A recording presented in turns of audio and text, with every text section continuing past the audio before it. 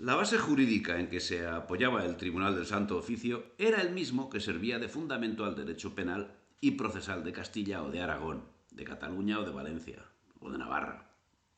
Pero no solo fue utilizado por la Inquisición, sino también por todos o casi todos los tribunales penales de todos o casi todos los reinos de la Europa continental desde el siglo XIII hasta el siglo XVIII.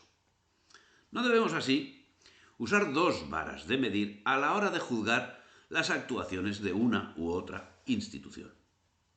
La Inquisición era la expresión del poder temporal de la Iglesia, y en el caso de la Inquisición española, además, era el arma que posibilitaba la vertebración del Estado moderno y del Imperio español. No vamos a buscar ninguna disculpa a ninguna actuación, ni vamos a culpabilizar de algo que no sea culpable la institución. Y probablemente nos llevaremos alguna sorpresa al comprobar la extrema profesionalidad de los técnicos que prestaban su servicio, la pulcritud de las investigaciones y de las sentencias, y el uso comedido de los métodos coercitivos, mucho más moderados que los utilizados en otras instituciones, tanto contemporáneas como posteriores en el tiempo a la Inquisición. Siempre se ha acusado a la Inquisición de ser acusación y juez. El asunto tendría que ser dirimido por un especialista en temas jurídicos. Desde la postura de espectador y letrado en asuntos jurídicos, la actuación del juez parece cuando menos justa y en busca no sólo de la verdad, sino del arrepentimiento del reo, objetivo principal de su función. El Tribunal de la Inquisición no actuaba si no existían pruebas previas de la culpabilidad del reo. Para ello se había llevado a cabo una investigación secreta, en cuyo periodo el investigado seguía desarrollando sus actividades normales y desconocía que era investigado. Cuando se reunían las pruebas inculpatorias, se procedía contra el reo, pero el juez no llegaba a una condena si no había obtenido una completa confesión por parte del inculpado. Podremos discutir si esa investigación es procedente o es improcedente. Podremos filosofar cuanto queramos. Lo que no podemos poner en duda es la seriedad de los procesos. Por otra parte, es justo añadir que la Inquisición, por cruel e implacable que fuese conforme dicen, fue justa, de acuerdo con las normas. En general, solo actuó después de haber reunido amplias pruebas del delito. Y quien estudie cualquier proceso inquisitorial quedará impresionado por el cuidado y deliberación con que el caso se lleva adelante. También debemos volver a insistir en la necesidad de abstraernos de los conceptos propios de nuestro tiempo y aplicar los conceptos propios de los tiempos en que tuvo vigencia la Inquisición, en un empeño de cosmovisión que nos permitirá entender las actuaciones concretas, actuaciones que hoy, en los estados modernos, se están repitiendo en otros ámbitos, o más que en otros ámbitos, en otras definiciones de las actuaciones concretas, porque ¿qué perseguiría la Inquisición? ¿A los judaizantes? ¿A los moriscos? ¿A los protestantes? ¿O tal vez perseguiría a los desestabilizadores del Estado? ¿Tal vez a los espías extranjeros? ¿Tal vez a los terroristas o a los contrabandistas? Demos nombres actuales a los hechos perseguidos por la Inquisición y tal vez, solo tal vez, nos llevaremos alguna sorpresa. En primer lugar, no hay nada tan justo, tan docto, tan incorruptible como los grandes tribunales de la Inquisición. Y si a este carácter general se le agrega además el del sacerdocio católico, nos convenceremos, antes de cualquier otra cuestión, que no puede haber en el universo nada más circunspecto, más humano que el Tribunal de la Inquisición. ¿Es un juicio propio de un panegirista de la Inquisición? Pues los panegiristas de la Inquisición, evidentemente, dicen el aserto que acabo de decir. Pero parece cuando menos de justicia que en el mare magnum universal de acoso permanente y falto en muchos casos de la menor verosimilitud histórica, se deje escuchar la voz de alguien que se preocupa por el tribunal y se atreve a llevar la contraria a la mayoría, generalmente iletrada en el asunto. Será conveniente para la comprensión de la Inquisición sacudirse todas las calumnias vertidas contra la misma por parte de la Ilustración y de los países europeos en momentos en que estaban utilizando los mayores genocidios de la historia y que usaron las calenturientas injurias de traidores como Antonio Pérez, el Mariano Rajoy del momento o cualquier presidente del gobierno, el puesto ese, a los exacerbados e inciertos argumentos de Fray Bartolomé de las Casas, que justamente sirvieron para mejorar el trato brindado a los indígenas americanos y que a él le reportaron el título de Defensor Universal del Indio, un título no precisamente honorífico, que le fue otorgado por Carlos I, un rey no precisamente inglés o francés. Y es que, lamentablemente, no es cierto que sobre la Inquisición todo el mundo sabe que fue aprobada por los papas y bien vista por la inmensa mayoría de los hombres más representativos en el terreno religioso, político y cultural. Suponer, pues, que se trataba de una institución con fines radicalmente perversos es tanto como pisotear la autoridad pontificia y creer en la monstruosa perversión colectiva de toda una época. Algo que tal vez sí pueda ser aplicado sobre quienes realizaban los peores genocidios mientras inventaban la leyenda negra contra España, al tiempo que tanto España como quienes inventaron la leyenda dejaban su impronta en el mundo, una impronta que hoy mismo, a simple vista, puede ser constatada por cualquiera que sienta curiosidad y mire el mapa humano, por ejemplo, de América o de Oceanía. Lo que puede observar el curioso que estudie la forma de actuar del tribunal es que la sistematización de los procedimientos y penas llevada a cabo por la Inquisición española constituyó una mejoría en el sentido jurídico con respecto a los usos empíricos y posibles arbitrariedades de los tribunales medievales. Se moderaron abusos y se tomaron medidas. No siempre fueron eficaces, estaremos de acuerdo, estamos hablando de personas, no de dioses. Se tomaron medidas para corregir las posibles extralimitaciones.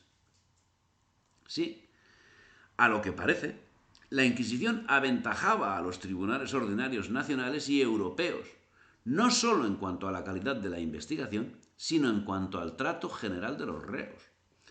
El procedimiento inquisitorial llevaba unos trámites que se iniciaban con el anuncio público de la apertura de actuaciones. Se predicaba un sermón instando a la delación, la autodelación y la delación de actuaciones que pudieran ser calificadas de delictivas. Según el derecho penal común, al acusador temerario se le castigaba con la pena del talión, es decir, la misma que le hubiese correspondido al acusado injustamente de haber sido verdad los términos de la acusación. Pero el procedimiento usado no era de acusación, sino de delación, tras la cual el tribunal iniciaba las pesquisas que podían acabar sin consecuencia alguna y sin que el denunciado llegase a ser conocedor de ninguna denuncia.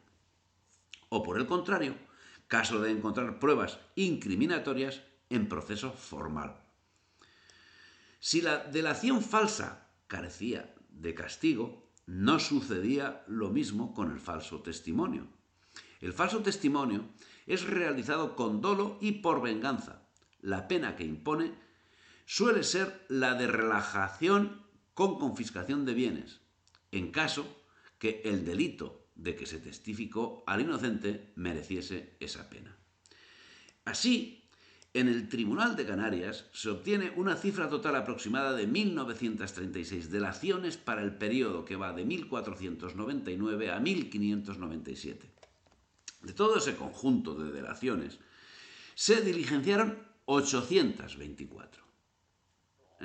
Más o menos la mitad, incluyendo todas aquellas que culminaron en solemnes autos de fe. se obtiene un valor de 8,41 causas por año para el siglo XVI en Canarias, lo cual parece muy poco si comparamos con la cantidad de 41,11 causas por año para Toledo en ese mismo periodo. El Tribunal Inquisitorial Toledano desarrollaba su contenido a lo largo y ancho de una zona enormemente poblada. En 1591 su población ascendía aproximadamente a 1.300.000 habitantes.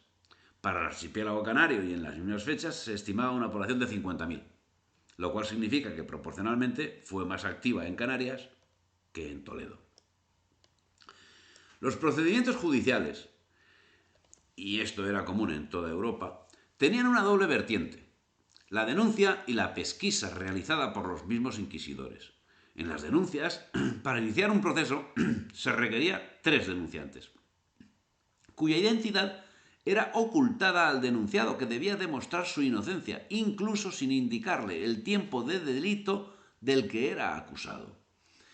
Pero antes de citar al acusado, el tribunal realizaba las oportunas pesquisas sin importunar al denunciado, y sólo cuando obtenía pruebas que podían resultar inculpatorias, procedía a citar y, en su caso, detener al reo. En cuanto se trataba de denuncia, el inquisidor debía extremar su prudencia, averiguando si el denunciante guardaba algún tipo de enemistad con el denunciado. En el desenvolvimiento de las tachas y abonos, acreditada la enemistad de alguno de los deponentes con el acusado, su testimonio resultaba inválido. El secreto ciertamente posibilitaba la existencia de denuncias impropias. Así, los inquisidores debían estar alerta, porque suelen algunos hacer estas denunciaciones por memoriales que envían firmados de sus nombres o sin firmas, o por cartas misivas, y si, como están cuando lo escriben con libertad y en ausencia de juez y sin notario y sin juramento, alárganse en perjuicio de la honra de sus prójimos, y así se debe mucho excusar el recibir tales cartas y memorias. Así pues, las instrucciones de la Suprema previenen contra las falsas acusaciones e instan a una investigación previa antes de procederse contra nadie. Los procedimientos por denuncia debían ser estudiados minuciosamente, y la verdad es que esa minuciosidad no era extraña para una institución como la Inquisición. La delación, así, era la principal fuente para el inicio de procesos. La delación no era algo que estuviese impuesto, ni tan siquiera que se pueda imponer.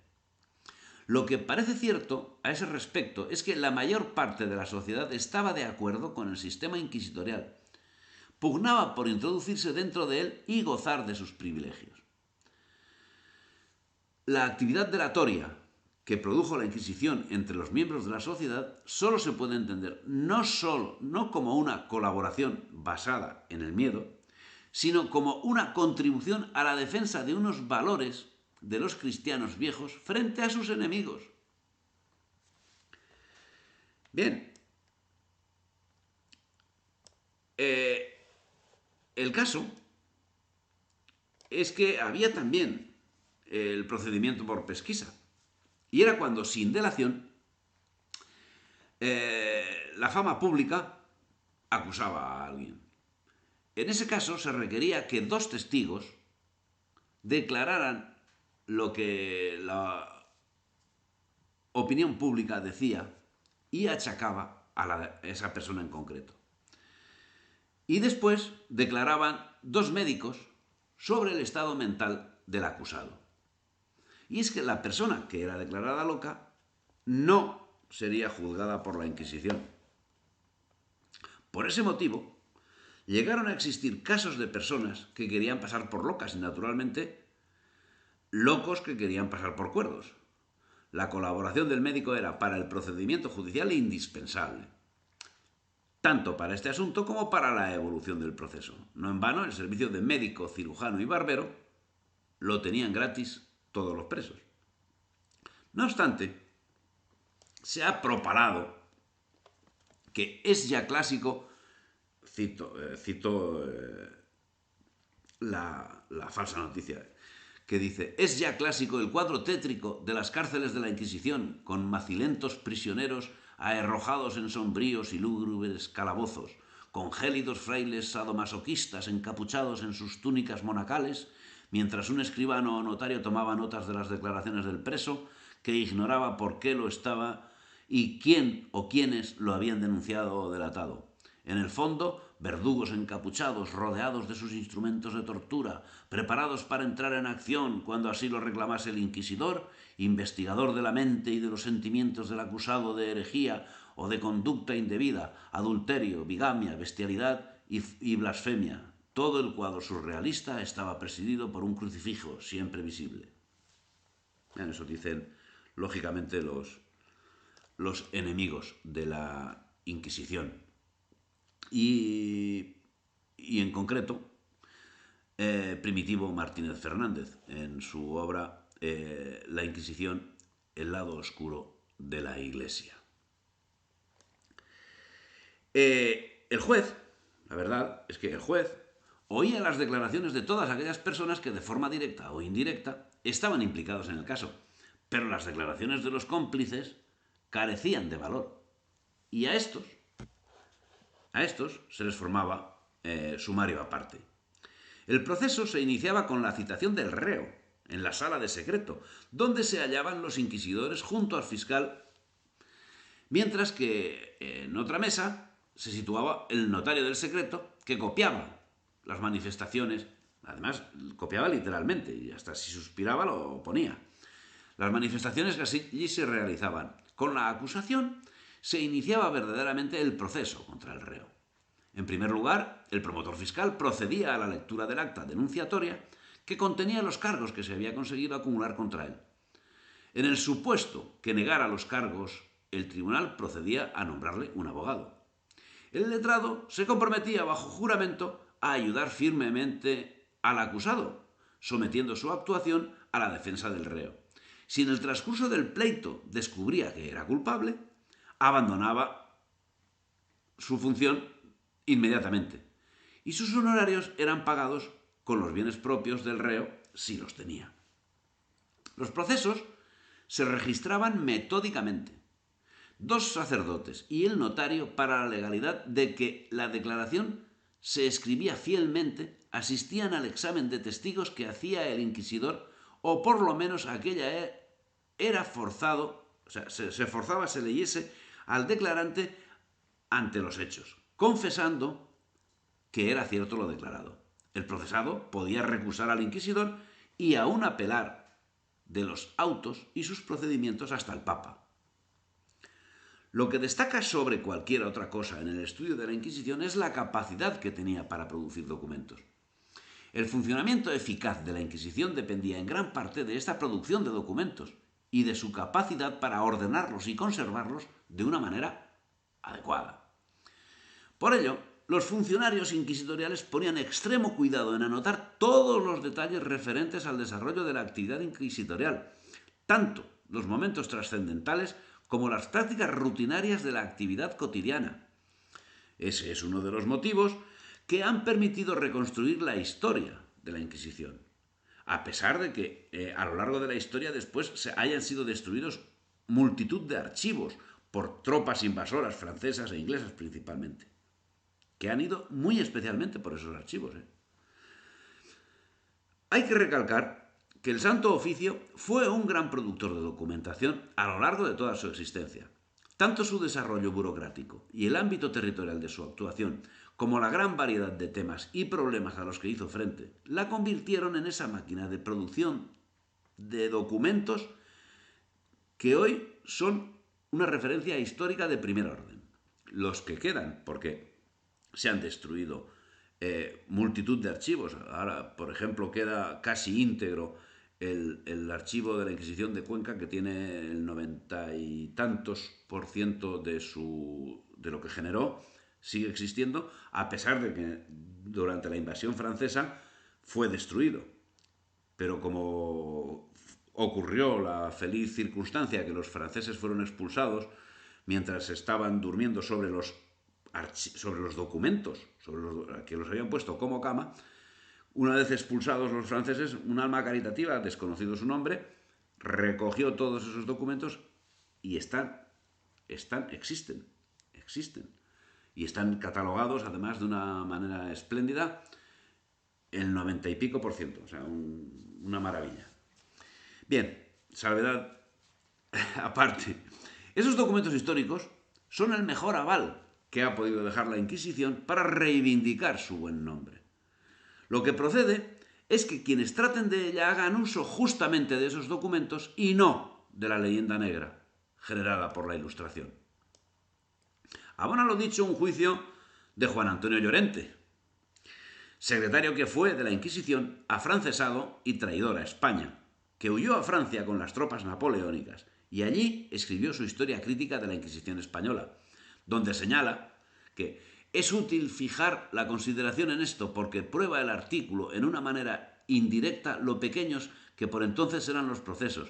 Y con efecto, yo he visto en Zaragoza, año 1813, todos los de 300 y tantas personas castigadas de resultas del asesinato del inquisidor San Pedro Arbúes, y casi todos ellos están formados en hojas de cuartilla, sin embargo, de lo cual los más no llegan a 40 hojas. Pero ¿qué procesos?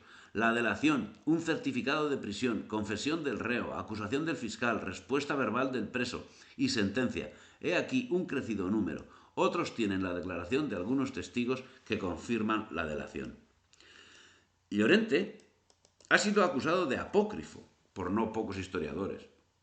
Y es que, no en vano, los datos a los que alude son accesibles, siendo que el mismo autor deja las fuentes, en muchos casos, no a citas concretas, sino supuestamente a su memoria. Así, en su principal obra, y refiriéndose a las Constituciones de mayo de 1498, destaca que éstas, entre otros asuntos, señalaban que los calificadores daban su dictamen 2 veces, primero en sumario a la vista de la información, y su censura suele influir mucho para decretar o no prisión. La segunda vez en plenario, antes de sentencia, después de concluso el proceso, para ver si las respuestas del reo y lo demás obrado hacen variar la censura del sumario, y esta segunda influye notablemente para la sentencia definitiva. Que no prendan a nadie sin suficiente prueba del delito y sentencien pronto el proceso, por lo que resulte, sin dilatarlo por la esperanza de mayores justificaciones. Esto se hallaba prevenido anteriormente, como hemos visto. El año 1498 iban a ser sacrificadas 10.220 quemadas en personas, 6.870 quemadas en efigie o estatua por fuga de las personas y 97.321 penitenciadas con confiscación de bienes. Como vemos, por una parte, cita datos evidentemente históricos como las instrucciones de las constituciones, mientras por otro lado lanza unas cifras de condenados que parecen destinadas a complacer el espíritu desinformador de la Ilustración. Cifras que en nada se parecen a la realidad, a tenor de lo que otros historiadores, no precisamente defensores de la Inquisición, como es el caso de Henry Kamen, señalan. Henry Kamen dice, en cuanto al desarrollo de los procesos, los inquisidores podían interpretar las pruebas a su modo, según sus conocimientos y prejuicios, pero aquellas eran sobre todo aportadas por los testigos, de modo que sin su cooperación el tribunal resultaba impotente e incluso incapaz de inspirar temor. Cuando parecía que había prueba suficiente, se sacaba un extracto fidelísimo y vuelta a que los calificadores digan si hay o no probanza y archívese si uno o más de los calificadores cree en conciencia que no hay plena probanza contra el delatado. Pero si unánimemente se acuerda que hay proposiciones heréticas, impías, blasfemas, etc., y que el reo es sospechoso en la fe, entonces el tribunal, a petición del fiscal, decreta si hay o no lugar a prisión. Si la hay, ¿qué será ya razón que se haga con el delatado? Proceder a aprenderlo sin duda alguna. Pues no, señor, aún no es tiempo. Vaya el sumario al Tribunal Supremo o Consejo para que él lo examine despacio. Vea si se han seguido escrupulosamente los trámites fijados por las constituciones del Santo Oficio. Lo mande instruir más si le falta algún requisito. Y en el interín, nada se toque directa o indirectamente la persona del delatado. Si el Consejo está satisfecho, dicta su providencia, que es la de prisión si es causa grave, y la de audiencia de cargo si leve. Nótense varias cosas. Primero, el juez interpretaba las pruebas, pero éstas eran aportadas por testigos. Segundo, el tribunal debía coincidir al 100% en el veredicto de culpabilidad.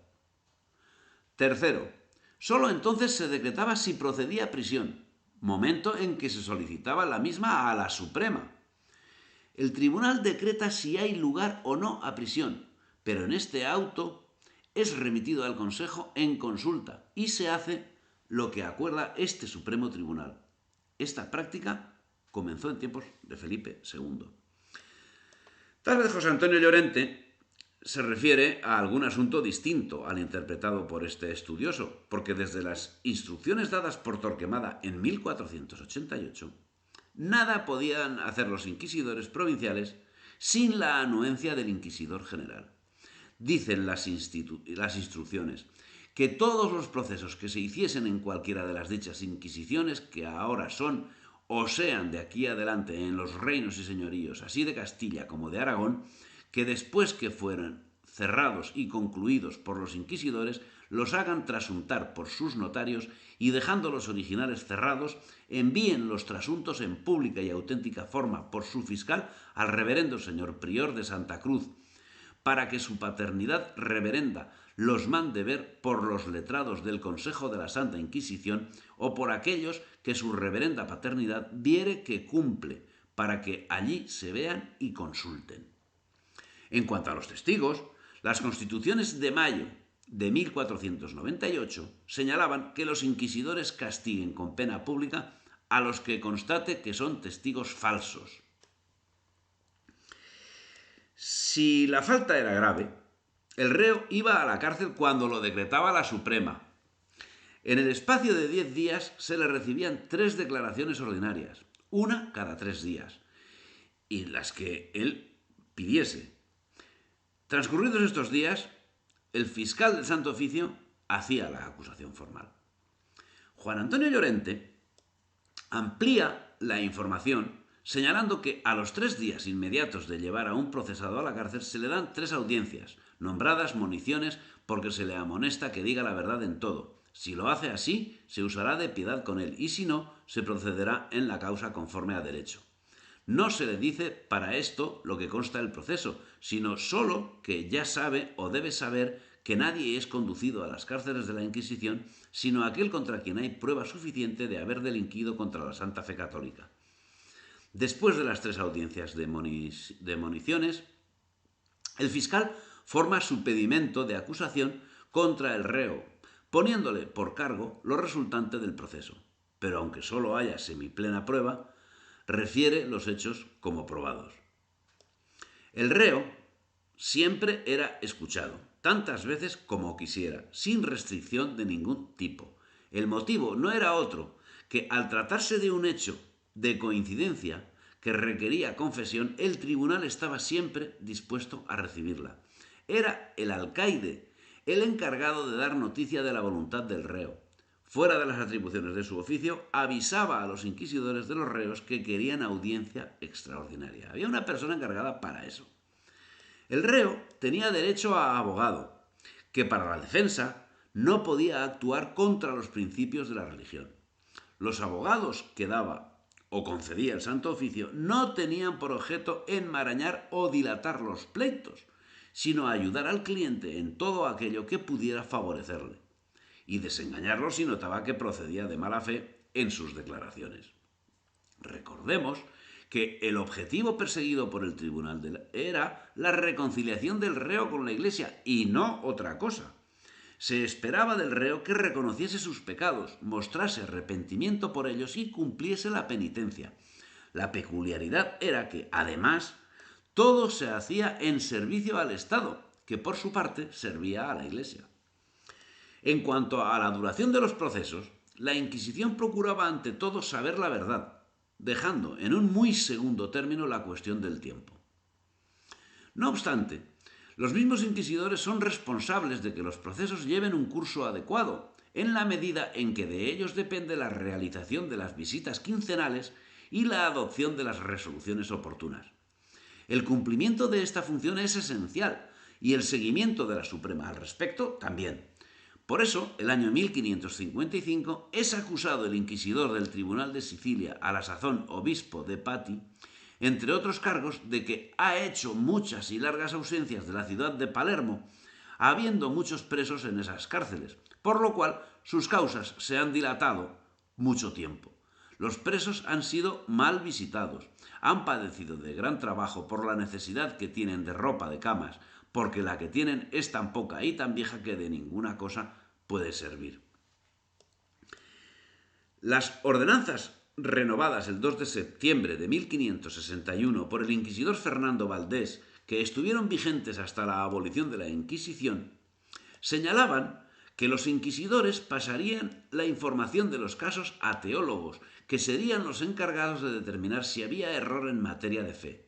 Solo entonces, y con pruebas suficientes, se pedía la prisión, que debía ser decretada de común acuerdo por los inquisidores, siendo que si no había pruebas no se debía requerir ni reconvenir al testificado.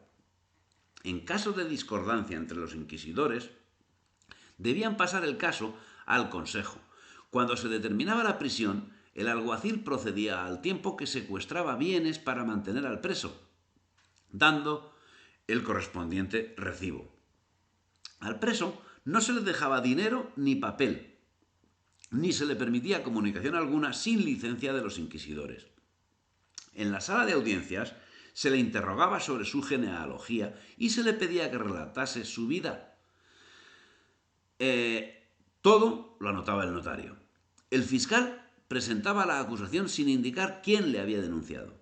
Se le nombraba abogado, que se entrevistaba con el reo en presencia de un inquisidor. Posteriormente se comunicaba al fiscal la respuesta obtenida, procediéndose a la prueba con el acusado, el abogado, el fiscal y el tribunal. Los testigos declararían en solitario frente al tribunal y el notario, que comunicaría lo relativo al reo y solo al reo, ni mencionar ninguna otra persona. El reo obtenía cuantas audiencias pedía. Al reo no se le indicaba quién testificaba. El reo que abjuraba se le imponía una penitencia. Al reo convicto de herejía, negativo y pertinaz se le relajaba a la justicia secular. No salía en auto de fe y era sobreseída la causa del reo que, condenado a la relajación, se convertía y confesaba. El reo podía apelar a la Suprema. Las sentencias de absolución se publicaban, si así lo pedía el interesado, sin indicar las causas, para salvar el buen nombre del acusado. A todo asistía el notario, tomando nota de todo. Los sanbenitos eran expuestos en la parroquia. Cuando la excepcionalidad del delito conllevaba la pena de muerte, existía un ardid por el cual los tribunales de la Inquisición no condenaban a muerte, sino que remitían al reo al poder civil para que dispusiese. Quienes al final serían condenados a tal pena eran entregados por el tribunal de la Inquisición al brazo secular, quien aplicaba el castigo civil para los delitos que habían sido cometidos por los relapsos, que así eran denominados. Estos saldrían en un auto de fe en el que serían entregados al poder civil para que procediese con ellos con los castigos que la ley civil tuviese previstos para cada caso. Por otra parte, si mucho se ha hablado de la cárcel inquisitorial como lugar tétrico, cuando comparándola con las otras cárceles sencillamente no había lugar a la comparación, siempre en beneficio de la cárcel inquisitorial, también se ha hablado del oscurantismo de los procesos y de la identificación del tiempo, la indefinición del tiempo que el reo podía pasar en prisión. La realidad, según las instrucciones inquisitoriales, es que desde la detención hasta la comparecencia ante el tribunal no podía transcurrir un plazo superior a los 8 días. En el año 1555 está previsto que los inquisidores han de poner acusación al reo dentro de los 10 días siguientes a su prisión. Por si fuese poco, en el siglo XVII, el fiscal ha de enviar una relación mensual comprensiva del estado de las causas de fe desde cuando entra en las cárceles y qué días se les dieron las audiencias. En cuanto a la defensa de sus intereses, el reo tenía derecho a pedir un abogado o dos, pero no de su elección. También podía redactar una lista de testigos de abono, es decir, de personas favorables que eran interrogadas por el tribunal. Aquí terminaba la parte probatoria del proceso. Y lo que desde luego es significativo, como ya se ha mencionado anteriormente, es la minuciosidad de las anotaciones de cada proceso. Cada proceso, decían, esté sentenciado o no, se registraba sucintamente con los datos elementales, nombre del reo, tipo de delito, sentencia pronunciadora, etc. En cuanto a las disposiciones de los reos, se instruye que el notario escriba todo lo que se preguntare a los reos y ellos respondieren, sin dejar cosa alguna por asentar, para que haya toda claridad. El registro de los interrogatorios es riguroso en extremo, y cuando se produce bajo tormento resulta extremadamente impresionante su lectura. Lo curioso es que, por lo general, los reos reconocían aquello de lo que eran acusados, siendo que no eran informados de la causa que los había llevado a esa situación, con lo que quedaba demostrada su culpabilidad. Siendo así, debemos concluir que las actuaciones de la Inquisición eran efectivas, amparadas por una legislación inexistente en otros ámbitos y sobre todo en otros lugares, y atendidas por juristas de primer orden, al tiempo que por notarios que daban fe de las cuestiones más nimias, y cuando se trataba de torturas, de médicos que impedían un exceso que pudiese resultar fatal para el reo. Nos podemos preguntar quiénes eran las víctimas de la Inquisición y nos responderemos que los judaizantes, nunca los judíos, los moriscos y los protestantes, amén de otros colectivos. La estricta verdad, al final, es que sus víctimas siempre fueron sujetos disfuncionales. Y su delito principal no estaba en lo que pensaban o hacían, sino en lo que significaban como individuos inmersos en el sistema social. De ahí que primero fuesen perseguidos los judaizantes, luego los islamizantes y finalmente los protestantes, los liberales y los masones. Y siempre, inexorablemente, nos encontramos con un exiguo número de sentenciados. Por ejemplo, el número de protestantes condenados a muerte desde 1520 hasta 1820, en que fue suprimida la Inquisición, en 300 años, según el investigador protestante alemán que se especializó en este tema, Schaffer, fue de 220. De esos 220, 12 fueron quemados. Estamos hablando de 300 años.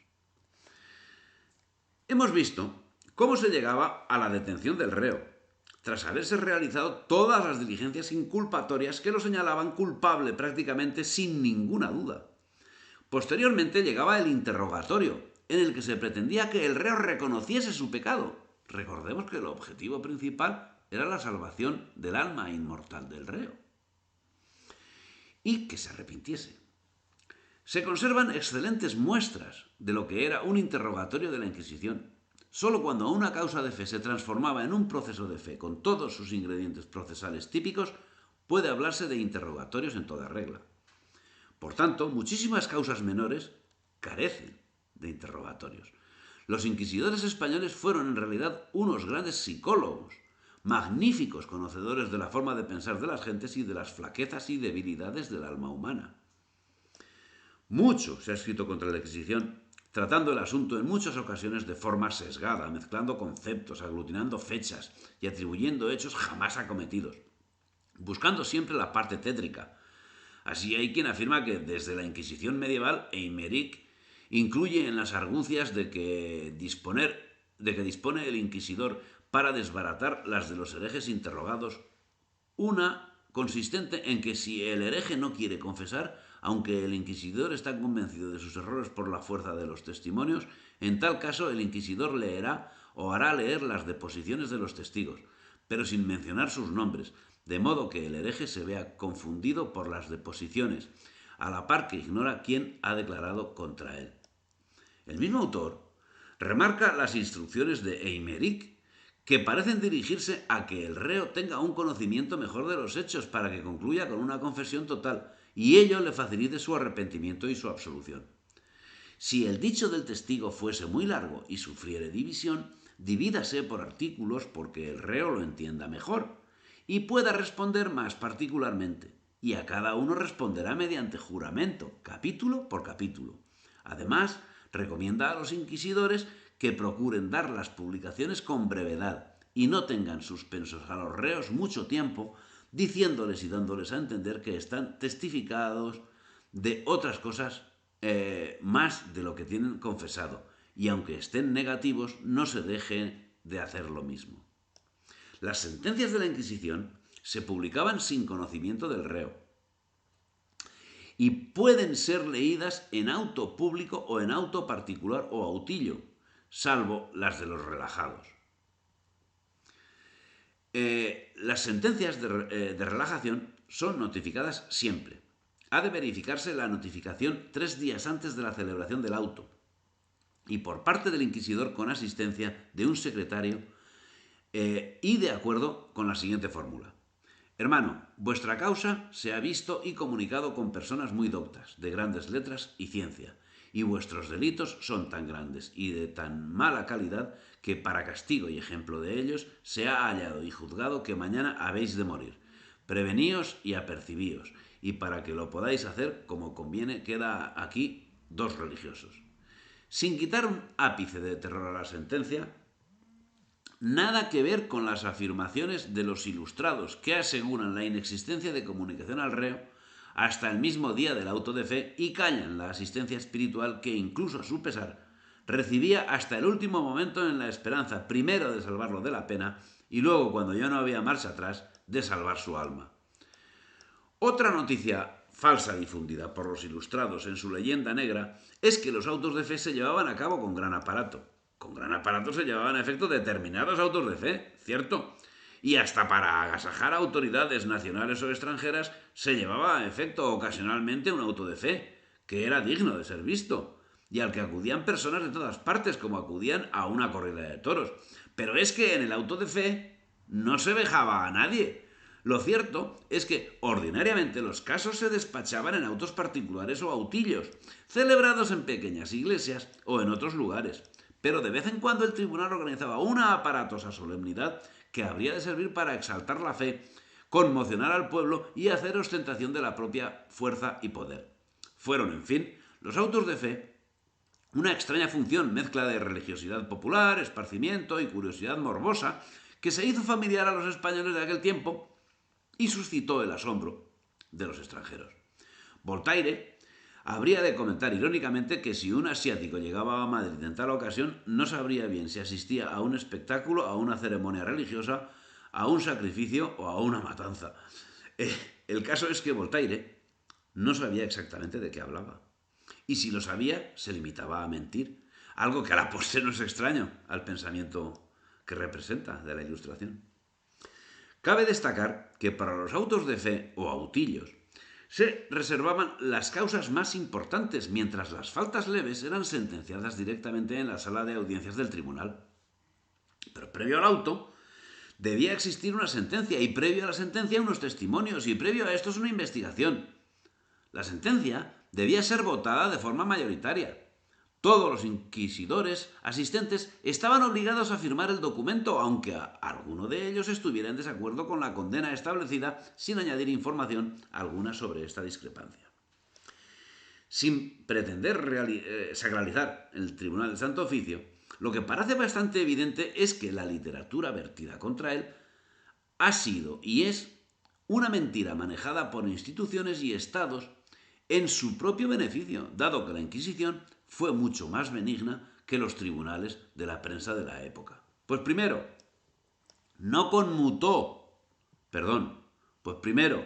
conmutó la pena de muerte por pertenencias canónicas cuando el reo se arrepentía, cosa que no ocurría ni ocurre en los tribunales civiles. Abolió la pena de azotes para las mujeres y para los fugados de las cárceles. Suprimió la argolla para las mujeres. Limitó a 5 años la pena a galeras, imponiéndola siempre dentro de un marco aceptable de edad. La pena a galera era perpetua en lo civil. Suavizó el tormento y lo abolió mucho antes que los tribunales civiles.